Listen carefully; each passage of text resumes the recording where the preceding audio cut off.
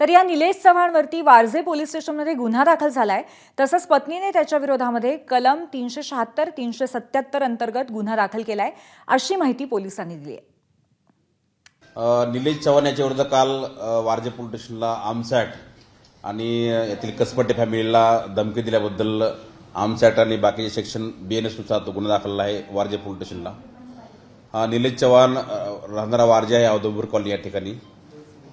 19 तारखेला यातील जे कसपटे फॅमिली आहे, यातली जी दुर्दैवी महिला मयत झाली, तिचा जो बच्चू आहे, तो बच्चू यांच्याकडे त्या अगोने फॅमिलीने दिला होता।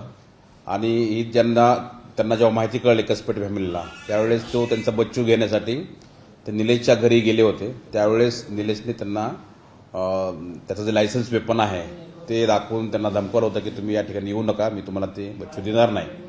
त्यावरून तो काल आपल्याकडे वारजे पोलीस स्टेशनला गुन्हा रजिस्टर आहे। याच्यामध्ये पुढचा तपास जो आहे ते वारजे पोलीस स्टेशन करत आहे।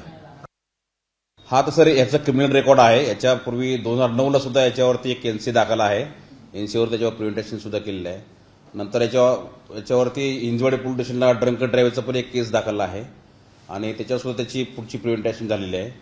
2022मध्ये याच्या पत्नीने, भाग्यश्री नाव आहे त्या पत्नीने, त्याच्यावरती 376 377 या कलमांमुळे त्याच्यावरती गुन्हा दाखल केलेला आहे आणि त्याच्याविरुद्ध कोर्टामध्ये सुद्धा चार्जशीट याचं पूर्वी गेलेलं आहे।